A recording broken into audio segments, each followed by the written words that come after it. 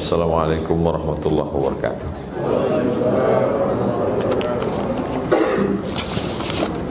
Apa benar jika kepala keluarga berkurban itu pahalanya semua anggota keluarga sudah dapat? Ini pertanyaan atau penawaran? Allah. Jadi saya sebutkan tiga-tiga supaya kita jangan sampai gara-gara ini nanti yang sudah berkurban satu rumah 7 kupon jadi tinggal satu. Tadi saya dengar di Bang Rio Kepri, Ustaz Somad, kepala rumah tangga sudah cukup, maka istri anak-anak nggak perlu kurban lagi. Nah, itu. Jadi kita bahas kurban ini dilakukan Nabi 3 model. Yang pertama yang paling atas, waktu haji wada, Nabi memotong kurban 63 ekor onta sendirian. Habis itu pisaunya diberikan kepada Sayyidina Ali. Sayyidina Ali memotong 37. 37 tambah 63 sama dengan 100 ekor onta sendirian. Jadi Bang Riau Kepri yang orangnya banyak berkecimpung dengan duit, walaupun duit orang, yang punya duit banyak, cobalah yang dilakukan Nabi. Saya mau dengar berita Bang Riau Kepri satu orang memotong 100 sapi limosin. Amin. Jadi orang Islam targetnya mesti begitu. Sebelum saya mati, kalau saya kaya raya macam Nabi, maka 100 ekor onta susah. Gimana mau bawa onta naik pesawat? Itu yang paling tinggi. Itu kalau masuk surga nanti level VVIP. Yang kedua, level bawah, naharna ma'an Nabi SAW amal Hudaybiyah. Pada Hudaybiyah tahun ke-6 kami menyembelih hewan kurban, 1 onta 7 orang.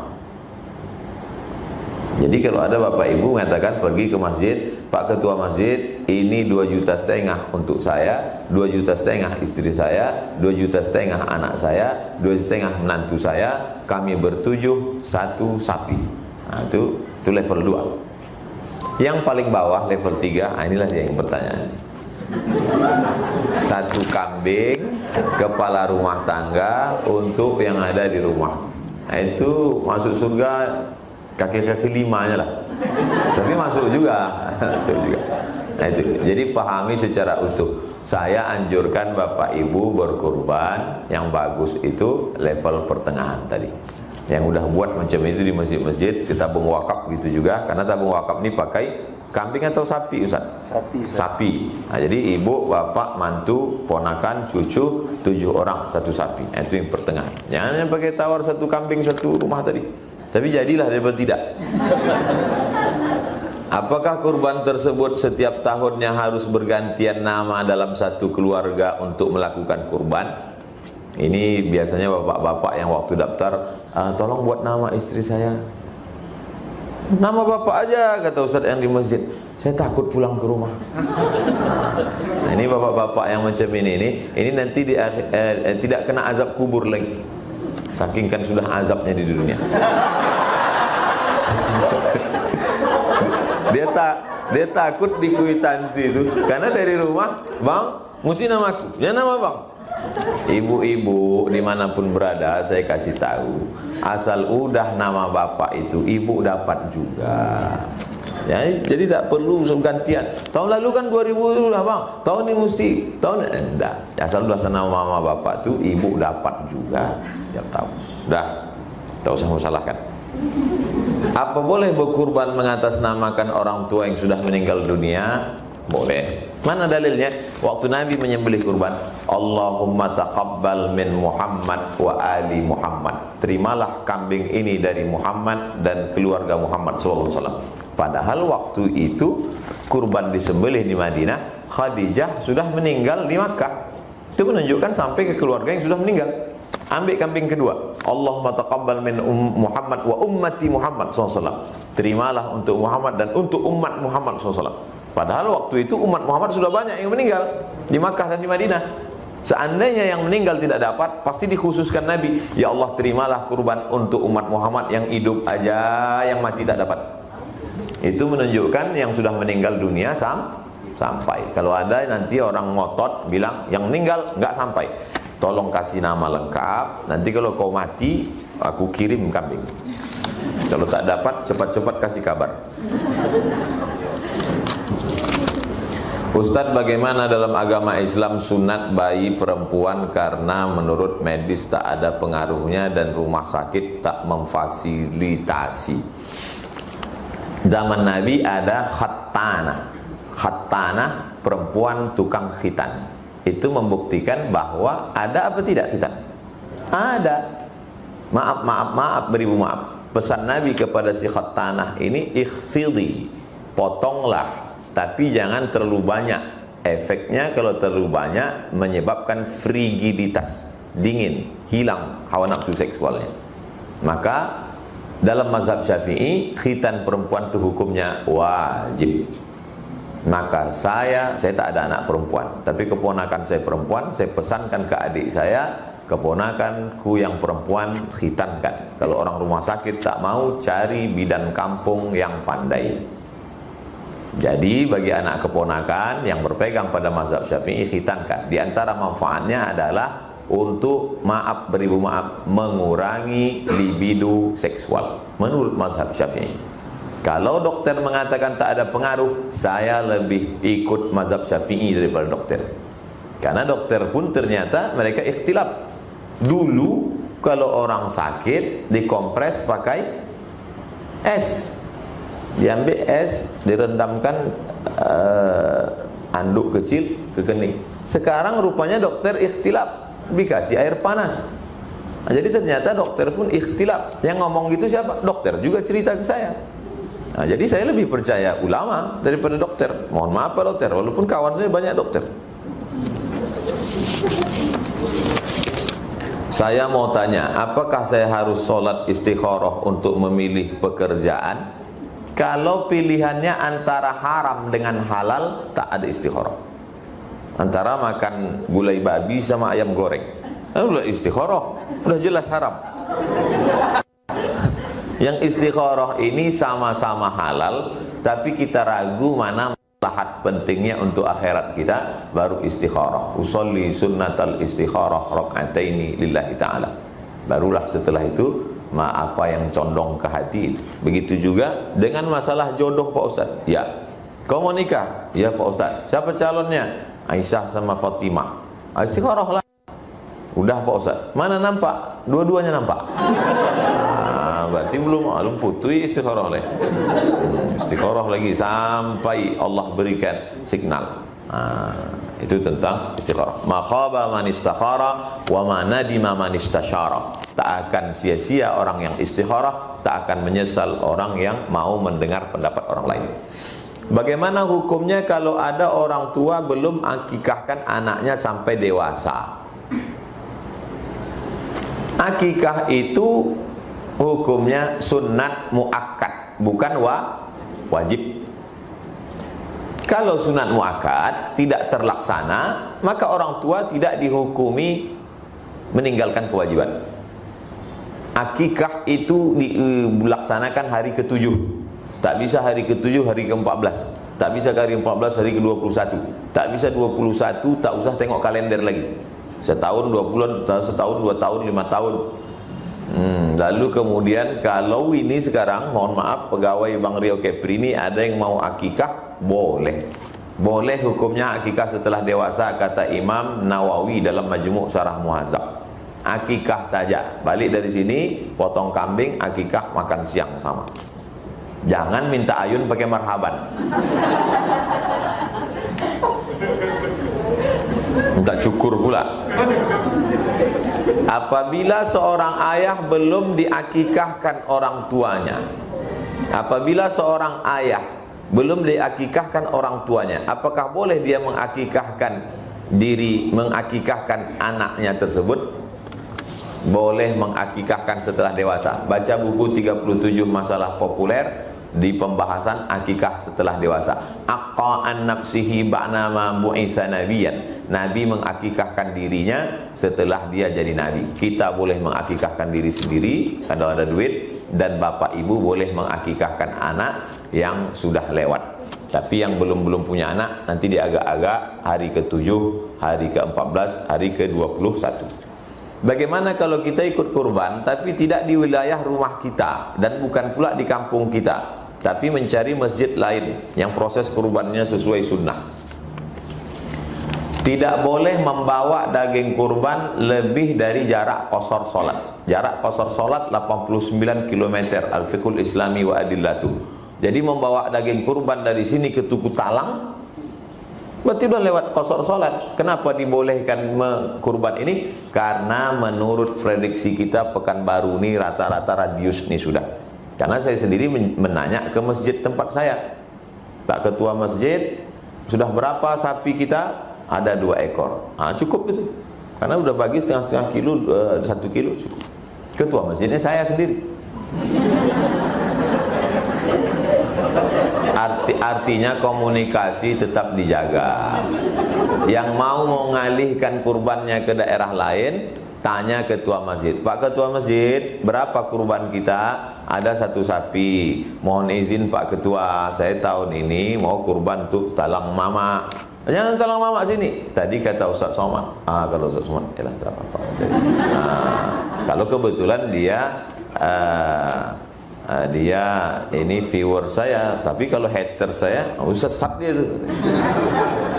Oleh sebab itu maka ini kurban komunikasi supaya kita tidak dituduh aliran sesat dan lain sebagainya.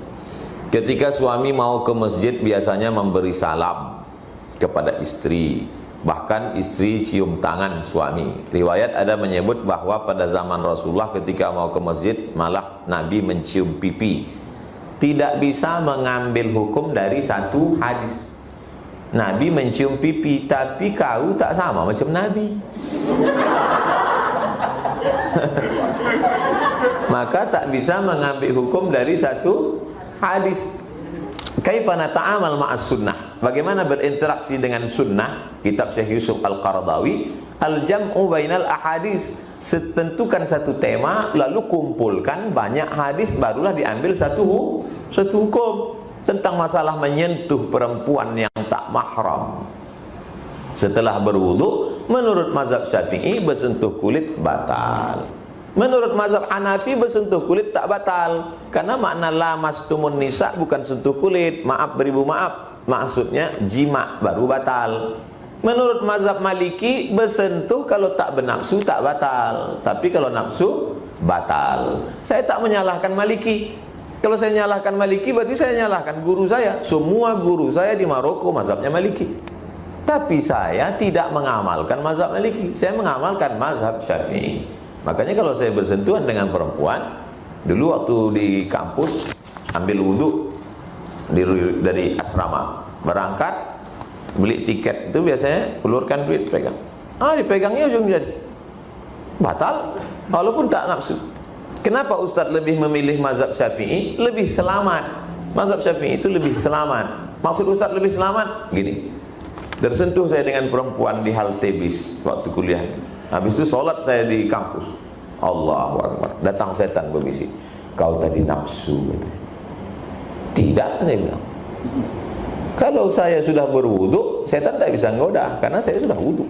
Tapi kalau saya tak wudu, kau tadi nafsu. Tidak, saya bilang. Ada sikit. Itulah maka mazhab Syafi'i itu lebih selamat, ihtiyatnya lebih tinggi, lebih hati-hati dalam masalah imsak. Itu ada dalam mazhab Syafi'i menunggu 50 ayat. Yang sekarang di Pekanbaru 10 menit.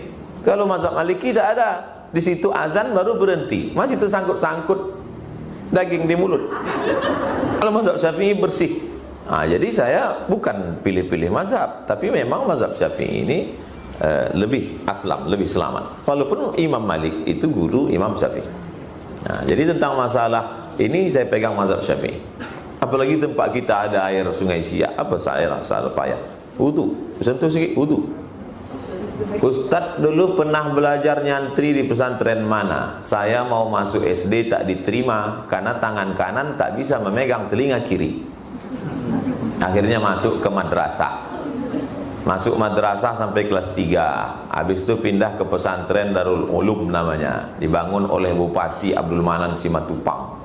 Setelah itu masuk SD Al-Wasliyah. Jadi SD saya 3, An-Najah, Darul Ulum, Al-Wasliyah.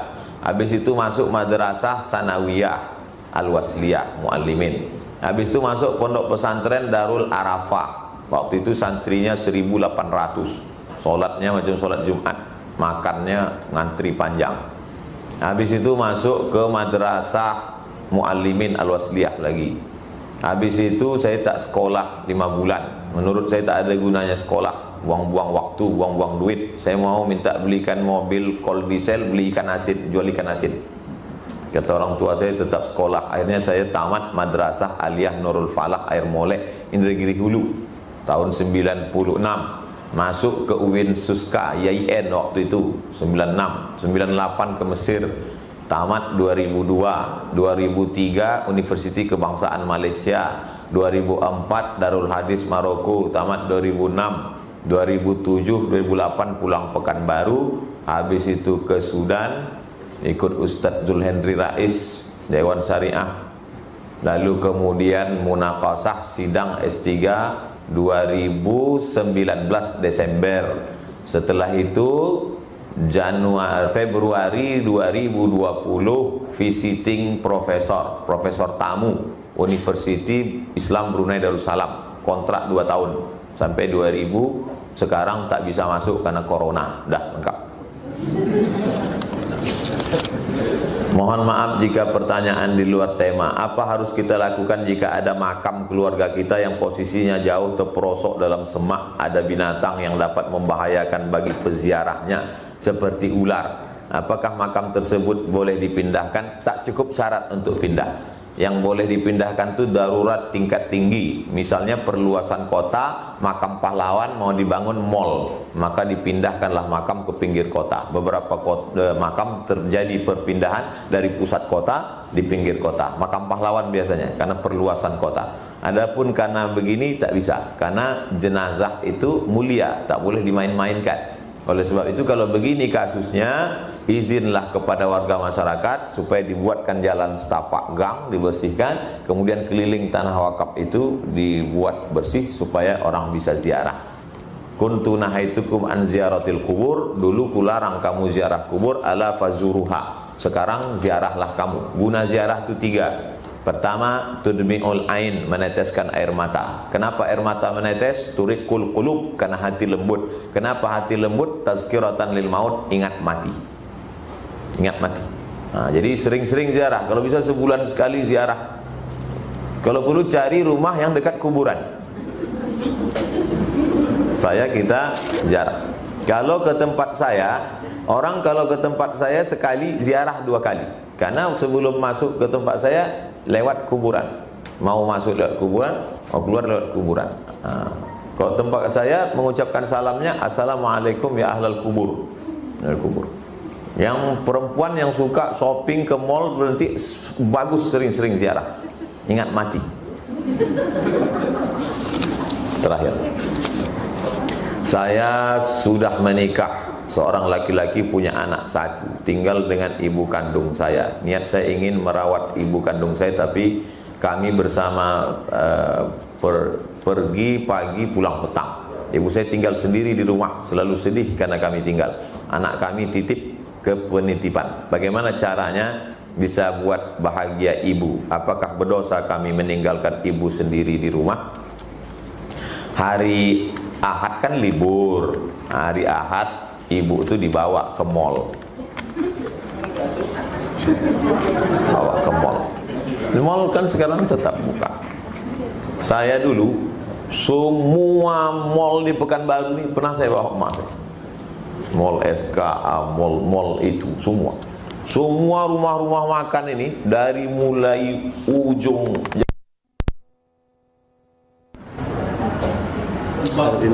enggak, yang arah ke Lipat Kain. Dari rumah makan Kampar tuh, Teratak Buluh, rumah makan Kampar yang udangnya besar-besar tuh.